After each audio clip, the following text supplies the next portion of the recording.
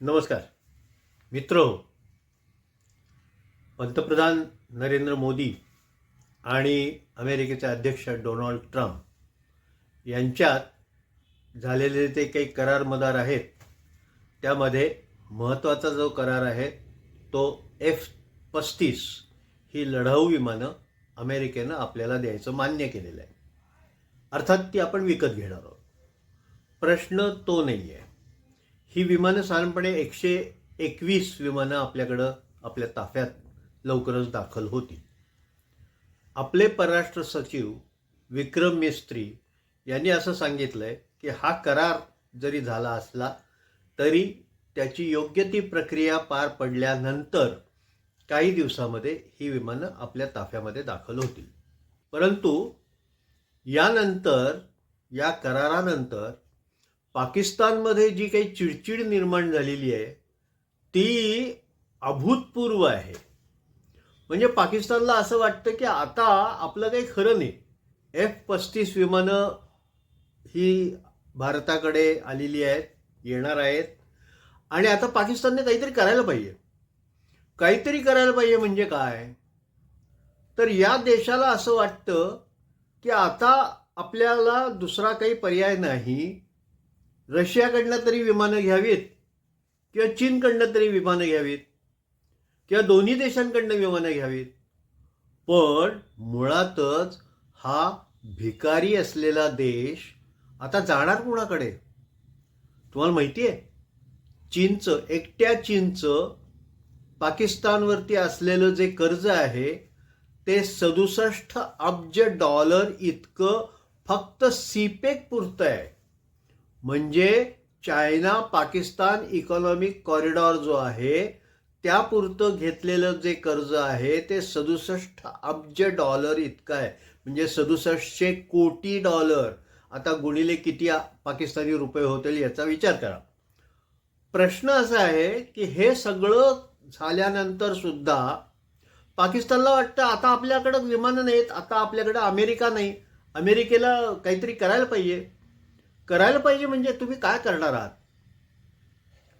एक लक्षात घ्या, पाकिस्तानी राज्यकर्त्यांची आत्तापर्यंतची जी पद्धत आहे ती अशी आहे की स्वतःच्या डोक्यावरती पिस्तूल लावायचं आणि बोंबाबोंब करत सुटायची की आमच्या डोक्याला पिस्तूल आहे, आता आम्हाला कोणीतरी मदत करा, आता आम्हाला कोणीतरी मदत करा.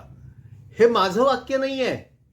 हे पाकिस्तानचे जे अभ्यासक आहे रिचर्ड कोहेन त्यांनी लिहिलेलं, त्यांच्या पुस्तकात पाकिस्तान विषयक लिहिलेल्या पुस्तकामध्ये लिहिलेलं हे वाक्य आहे की पाकिस्तानी राजकारण्यांची ही रीत आहे, स्वतःच्या डोक्याला पिस्तूल लावायचं आणि बोंबाबोंब करत सुटायचं. असं ते सगळं झालेलं आहे. आणि आता F-35 विमानं आल्यामुळं त्यांच्या डोक्यात आता प्रचंड राग निर्माण झाला आहे. डॉनमधल्या आजच्या अग्रलेखामध्ये त्यांनी भयंकर थैथयाट केलेला आहे की आता काहीतरी करायला पाहिजे, आता काहीतरी करायला पाहिजे, आता काहीतरी करायला पाहिजे. म्हणजे करणार आहेत काय? मला एक समजत नाही की पाकिस्तानी राज्यकर्त्यांना एक गोष्ट त्यांची महत्त्वाची लक्षात ठेवण्याजोगी आहे ती म्हणजे अशी की त्यांना भारताच्या द्वेषापलीकडे दुसरं काहीही दिसत नाही. भारताचा द्वेष जेवढा करता येईल तेवढे ते करत असतात. प्रश्न असा आहे की आता त्याच्यावरती आणखीन एक म्हणजे ट्रम्पनी आणखीन एक गोष्ट केली आहे, ती सगळ्यात महत्त्वाची आहे. ती अशी की मुंबईच्या हल्ल्यामध्ये सहभागी झालेला म्हणजे डेव्हिड हेडलीसह को कॉन्स्पिरेटर जो आहे तहव्वूर राणा, जो आत्तापर्यंत अमेरिकेच्या तुरुंगात होता, त्याला भारताच्या ताब्यात द्यायचं अमेरिकेनं ठरवलेलं आहे. आता हा ताब्यात येईल त्यावेळेला पाकिस्तानची जी काही रचना आहे, पाकिस्तानचा जो काही डाव आहे या मुंबई हल्ल्यामागला तो स्पष्ट होणार आहे. तेव्हा या तहव्वूर राणाला आणल्यानंतर जे काय होईल तो नंतरचा भाग आहे. पण तीही चिडचिड आहे की आता तहव्वूर राणा गेला, डेव्हिड हेडलीनं बरंच काही सांगून ओकून टाकलेलं आहे पाकिस्तानच्या सहभागाबद्दल. आता पुढं करायचं काय, असं सगळं त्यांच्या डोक्यात असल्यामुळं झालंय असं की तो 26/11चा जो हल्ला आहे त्यामागच्या सगळ्या गोष्टी या आपोआपच सिद्ध होणार आहेत. आणि त्या सिद्ध झाल्यानंतर आंतरराष्ट्रीय दृष्टिकोनातून पाकिस्तान हा एक दहशतवादी देश म्हणून म्हणजे तो दहशतवादी आहे याच्याबद्दल शंका नाही आहे, पण तो दहशतवादी ठरणार आहे. आणि तो दहशतवादी ठरल्यानंतर काय होईल, पाकिस्तानला चिंता आहे ती त्याची आहे.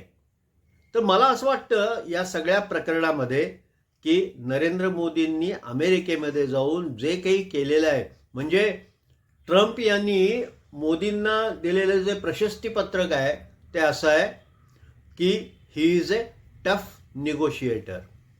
आणि त्यांच्या चर्चेमध्ये जे काही मुद्दे आलेले आहेत ते लक्षात घेता मोदी या सगळ्या दौऱ्यामध्ये अत्यंत यशस्वी ठरले आहेत असं म्हणावं लागतं. आता भारताच्या ताफ्यात किती विमानं दाखल झाली आहेत याहीपेक्षा आता आपलं हवाई दल हे अतिशय स्ट्रॉंग, अतिशय बळकट आणि मजबूत झालेलं आहे. त्यामुळं पाकिस्तानला यापुढे आपल्याकडे वाकडा डोळा करून पाहता येणार नाही.